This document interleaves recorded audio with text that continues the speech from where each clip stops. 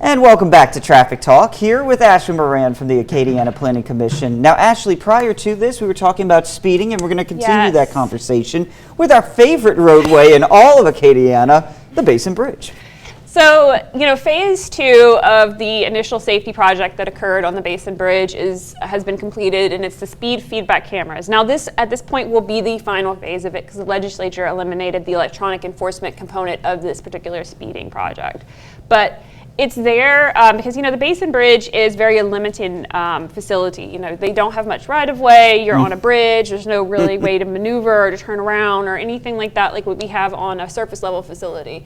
And it's very unique because, a lot of people don't know the Basin Bridge is one of the longest bridges in the world. That's right.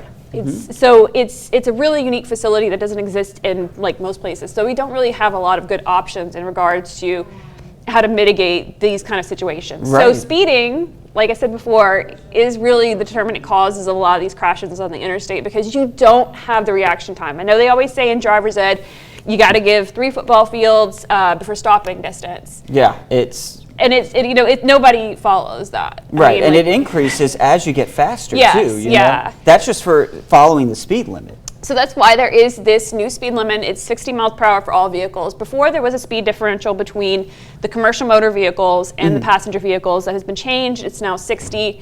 And now there is still this limitation. They do want trucks to remain in the right lane, but obviously with passing, I guess they can go in another lane. I'm not sure. I know they do anyway, so I don't know if anybody's enforcing that or not, or if it's enforceable at all. Well, let me ask you this about this. What can people expect to see on the Basin Bridge with these? So, you see these facilities around. They're just basically speed feedback cameras. They give you the speed that you're going, or radar detection. I'm not really sure if there's a camera component in it, but they basically give you speed. It's no electronic enforcement. It's just basically, hey, this is how fast you're going. Now, if you are going over the speed limit, it will tell you to slow down. And the reason for that being is that people think they're being cute, and they will try to go as fast as they can in order to get that 90, whatever. I went 100 on the Basin. Yeah, horrible. It will not give you that. It will tell you to slow down for that purpose. But it will collect data on, speeding and help target enforcement, and that way law enforcement will know, hey, is there speeding issues in certain parts of the bridge? And they'll be able to target enforcement on that. So it's just a really great tool. Like I said, we have these around Acadiana. We have them in St. Martin Parish. We have them in Lafayette Parish. And they just really are a really useful tool for law enforcement in order to track speeding and make enforcement decisions. All right, we'll be looking for those on the Basin Bridge. Remember, it is now 60 miles an hour there. Ashley, as always, thank you so much for coming on and giving us these wonderful details. We'll see you next week.